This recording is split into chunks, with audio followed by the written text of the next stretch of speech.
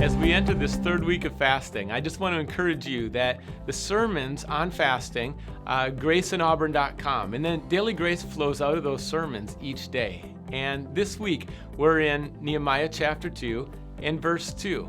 And the theme this week is next steps. As we've been fasting for 2 weeks, it's just natural now to think of next steps and what are the action points and the plans and the ways that God is moving you forward. In Nehemiah chapter 2, verse 2, Nehemiah comes before the king and there's sadness on his face. That might not sound like a big deal, but in that culture, if someone showed up with sadness in the king's presence, the king could kill them. Because of God's grace, the king doesn't kill Nehemiah, but he makes the observation, there's sadness in your heart, Nehemiah.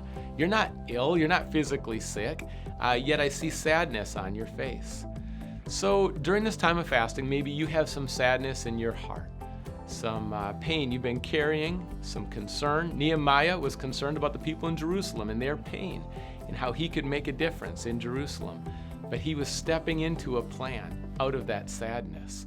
And out of your own sadness, what plan is emerging? What next step from God is emerging?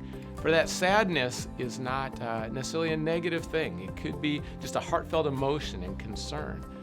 But out of that emotion, may that sadness even become a fuel to move you forward, to make a difference, to become part of the solution, to trust God with next steps.